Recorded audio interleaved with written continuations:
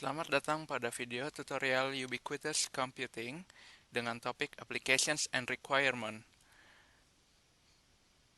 Pada video tutorial ini akan dibahas mengenai pengenalan Ubiquitous Computing, beberapa contoh proyek yang pernah dilakukan mengenai Ubiquitous Computing, dan juga aplikasinya dalam kehidupan sehari-hari di dunia nyata. Ubiquitous computing merupakan sebuah konsep interaksi antara manusia dan komputer yang cukup canggih dan modern. Seseorang yang menggunakan ubiquitous computing akan menggunakan beberapa peralatan teknologi, namun dia melakukan hal tersebut secara tidak sadar dikarenakan sudah sangat membaur dengan lingkungannya. Tujuan dari ubiquitous ini untuk membantu orang dalam melaksanakan kegiatan sehari-hari dengan lebih mudah dan lebih cepat dengan memanfaatkan teknologi. Perkembangan ubiquitous computing diawali pada tahun 1996. Pada awalnya Bushnell menciptakan beberapa istilah baru dengan menggunakan kata ware seperti deskware, couchware, kitchenware, autoware, bedroomware, dan bedware untuk merefleksikan penggunaan ubiquitous computing dalam kegiatan rutin sehari-hari. Lebih lanjut, pada 2006 Greenfield menciptakan istilah everywhere untuk mencakup berbagai tipe ware. Kita akan melihat beberapa contoh penelitian ubiquitous computing yang pernah dilakukan.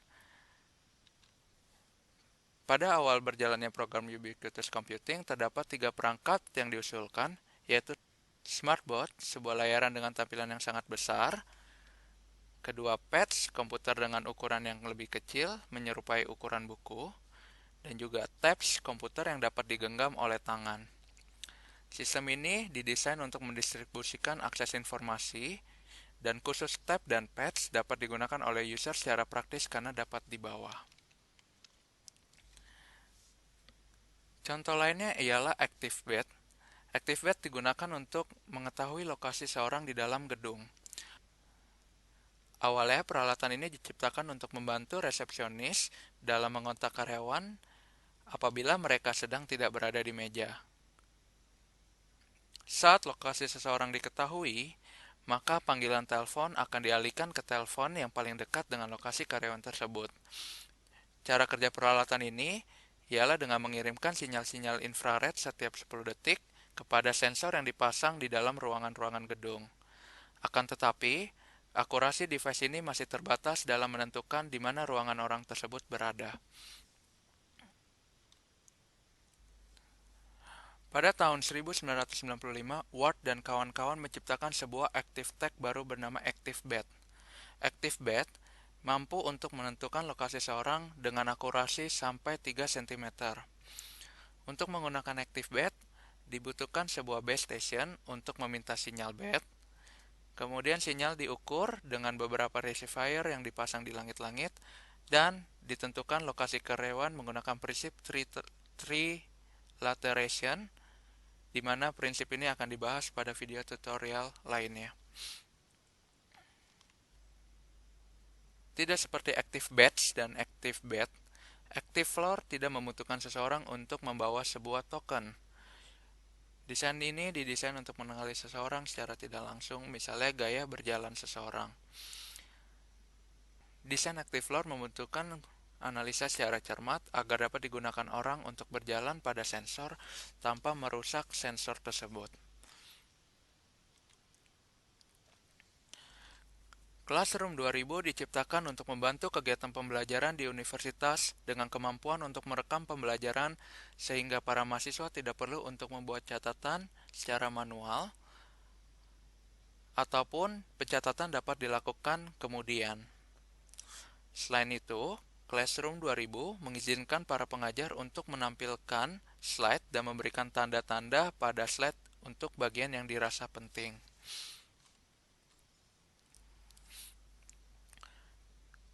Project Smart Space dan Meeting Room berfokus untuk menggunakan perangkat, sensor, dan jaringan untuk menyediakan infrastruktur yang mampu mengenali aktivitas manusia dan memberikan respon terhadap mereka. Ketika orang di meeting berbicara satu dengan yang lain, Sistem ini dapat merekam meeting tersebut dan men-tracking siapa yang berbicara, mengikuti pembicaraan, serta memanggil servis yang berhubungan dengan pembicaraan dari internet.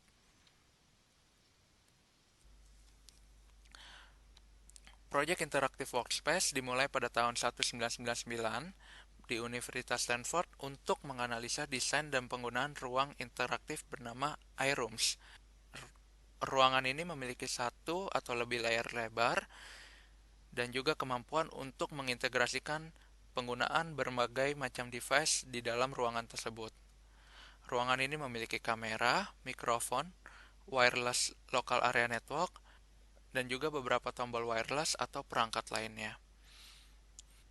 Ruangan ini mensupport 3 tugas utama, yaitu pemindahan data, pemindahan kontrol, dan juga koordinasi secara dinamis dari berbagai aplikasi. Cold Town Project dibangun oleh HP untuk membantu mobile user menyediakan akses informasi menggunakan perangkat wireless yang dapat digenggam tangan dengan menggunakan teknologi web, serta menghubungkan dunia virtual ke dalam dunia nyata. Kunci utama dari Cold Town yaitu dunia nyata dapat merasakan kehadiran web. Proyek ini menggunakan URL atau Universal Resource Locator dalam dunia nyata untuk menemukan informasi virtual. Ketika seseorang masuk ke ruangan, PDA device menerima pesan yang mengandung URL seperti membaca barcode. Setelah itu, PDA dapat mengakses website dari ruangan untuk melihat fasilitas yang tersedia.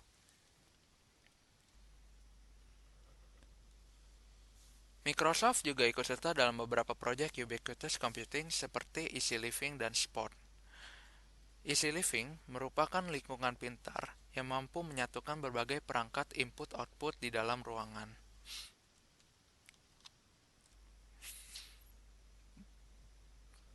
Perangkat lainnya adalah SPOT atau Smart Personal Object Technology. Spot dibuat oleh Microsoft untuk menerima data seperti berita, ramalan cuaca, pesan pribadi, info lalu lintas, dan petunjuk yang disiarkan oleh radio FM.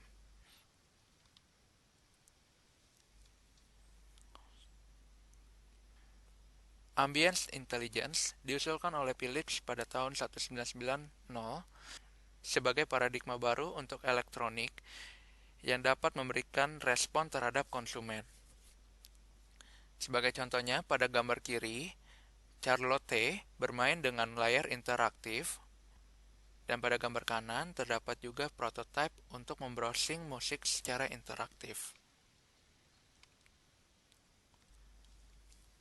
Mesin dapat digunakan untuk melakukan aktivitas yang membutuhkan banyak buruh, atau juga aktivitas yang cukup berulang dan terlalu berbahaya untuk dilakukan oleh manusia. Aplikasi penggunaan robot pertama kali dilakukan di General Motor Car Factory pada tahun 1962. SmartDAS merupakan proyek di University of California yang mengeksplorasi apakah sebuah sistem komunikasi dan komputing dapat dikecilkan menjadi ukuran milimeter kubik agar dapat membuat sensor network dalam jumlah yang banyak. Sedangkan TinyOS merupakan operating system open source yang bertujuan untuk diaplikasikan pada wireless sensor network. TinyOS ini dibuat dengan tujuan untuk dimasukkan ke dalam SmartDAS agar dapat beroperasi. Calm Computing bertujuan untuk memberikan informasi kepada seseorang tanpa harus memonitoring secara terus-menerus. Sama seperti teko yang bisa dimasak dan ditinggal sampai teko berbunyi. Kita tidak perlu merepot-repot mengecek kalau memang tidak perlu.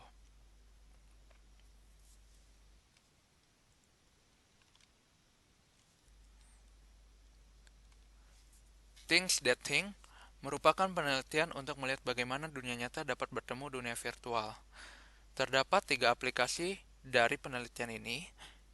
Pertama, MetaDex. Pada MetaDex, kita dapat meletakkan model berbentuk kotak yang biasa disebut picons untuk menampilkan peta pada meja. Gambar peta akan bergantung pada picons dan gambar tersebut dapat digerakkan, diputar, dan diubah ukurannya. Aplikasi kedua ialah Transport. Transport dapat menyimpan apa yang tertulis ke dalam sebuah hypercard yang merupakan jenis lain dari Picon. Dengan menggunakan hypercard, user dapat mengirim data ke transport lainnya yang memiliki hypercard yang identik. Ambient Room berfokus pada background ruangan untuk memberikan informasi ke kita tanpa mengganggu kita kecuali jika dibutuhkan. Jika user ingin melakukan sesuatu seperti membuka website, user hanya perlu meletakkan beacons di metadesk.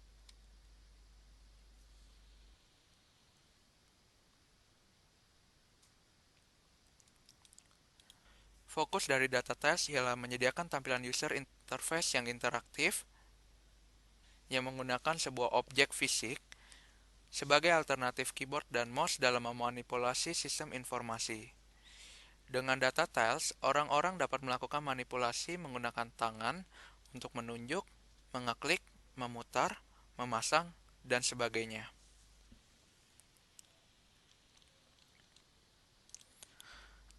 Project Ambient Woods dimulai pada tahun 2002 berupa sebuah field trip di mana anak-anak harus mencari, membuat hipotesis, dan melakukan eksperimen biologi yang mengambil tempat di outdoor. Para pelajar menggunakan sebuah perangkat augmented reality yang mampu membaca dan memahami lingkungan sekitar. Dalam Ambient World, posisi anak-anak dapat diketahui dan informasi relevan mengenai makhluk hidup yang dekat dengan posisi anak dapat dikirimkan ke komputer yang mereka pegang.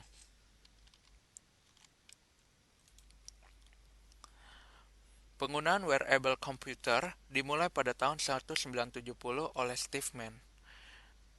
Tujuan dari wearable computing ialah untuk merekam memori visual personal yang dapat di-share dengan orang lain menggunakan internet. Pada tahun 1998, Kevin Warmick melakukan operasi untuk membedah tangannya dan memasukkan chip silikon selama 9 hari. Pada eksperimen ini, Cyborg 10 dapat membuat sebuah pembaca frekuensi radio untuk bereaksi kepada Warmick ketika dia melakukan perjalanan di hall dan di kantor. Signal yang dipancarkan oleh Cyborg 10 dapat memacu pintu untuk terbuka, lampu untuk menyala, dan pemanas tanpa harus mengangkat jari. Selanjutnya, pada tahun 2002, Warmick mengembangkan Cyborg 2.0 yang dapat mengirimkan kembali sinyal. Dengan Cyborg 2.0, Warmick dapat menggerakkan kursi roda elektrik.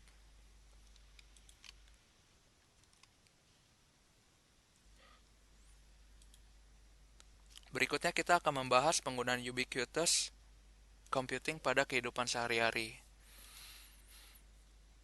Seperti kita telah ketahui bersama, ICT telah memegang peranan penting dalam infrastruktur global. Terdapat 3 network ICT yang cukup ubiquitous pada saat ini. Pertama GSM dan jaringan telekomunikasi wireless lainnya, jaringan TCP/IP berbasis wireless, dan juga jaringan satelit termasuk jaringan GPS.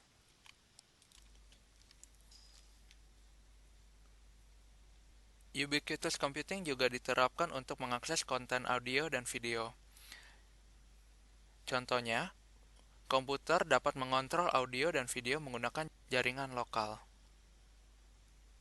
Selain itu, ubiquitous juga digunakan dalam akses informasi dan buku elektronik. Misalnya, sistem ICT pada dapur dapat menyediakan informasi seperti resep makanan, koran elektronik, majalah elektronik, dan juga buku elektronik. Ubiquitous juga hadir untuk mengontrol berbagai macam device.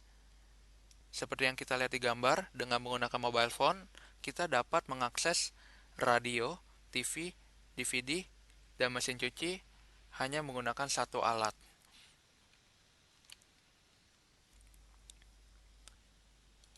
Ubiquitous computing juga dipakai untuk interaksi manusia dengan manusia.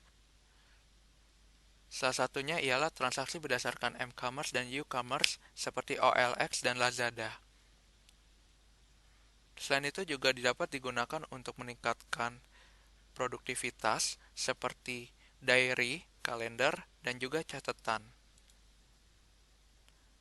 Contoh lainnya ialah peduli komunitas atau care in the community, di mana sebuah aplikasi mampu mengabarkan orang lain jika seseorang tidak bangun atau misalnya jika temperatur ruangan terlalu rendah.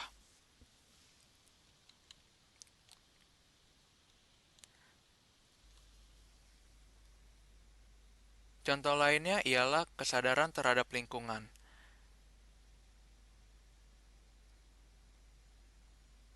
Sebuah sistem pemanas dapat menyala secara otomatis jika suhu temperatur menurun, sensor cahaya yang dapat menyalakan lampu jika gelap, dan juga sistem penyiraman yang dapat menyirami kebun apabila cuaca tidak hujan.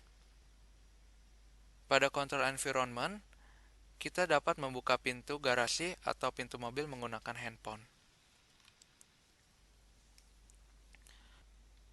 Untuk interaksi di bidang HPI dan CPI, terdapat Smart Utilities. Contohnya, tidak semua lampu harus menyala, hanya lampu yang berdekatan dengan seseorang saja yang dinyalakan. Contoh lainnya juga sistem pemanas yang bisa menyadari ketidakhadiran seseorang dalam memanaskan ruangan. Dalam bidang smart building dan otomisasi rumah, ubiquitous computing dapat digunakan untuk lampu ruangan yang bisa menyala secara otomatis jika gelap. Bisa juga untuk pintu yang secara otomatis terbuka apabila ada orang di sekitarnya dan langsung tertutup setelah orang tersebut melewati.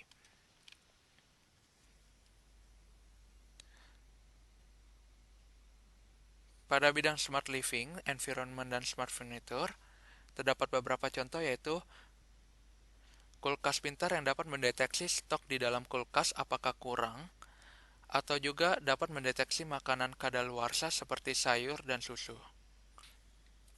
Contoh lainnya kursi pintar yang didesain untuk mendapatkan informasi berupa perilaku orang yang duduk dan beradaptasi terhadap perilaku tersebut. Ada lagi jam pintar yang dapat memberikan informasi seperti di mana lokasi orang tersebut atau cuaca pada waktu sekarang. Smart Street Furniture. Contohnya, pada sebuah kota terdapat pemalang jalur yang dapat dikontrol dari dalam bis sehingga membuat jalanan bus aman dari kendaraan lain.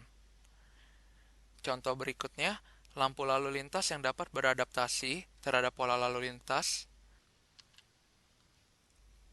Pada bidang smart vehicle, perjalanan menggunakan kereta, pesawat, dan bis didesain untuk memberikan informasi kepada penumpang mengenai waktu tiba dan keberangkatan. Contoh berikutnya, sistem transportasi yang dapat secara otomatis bergerak tanpa menggunakan supir, dan juga sistem yang dapat menghindari tabrakan dengan sistem rem otomatis.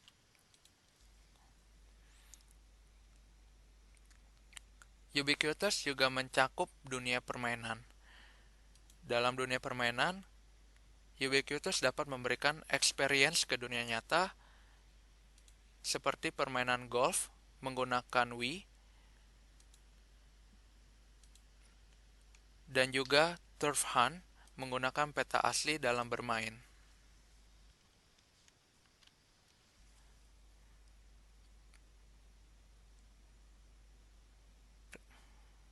Sekian materi pada tutorial kali ini. Terima kasih.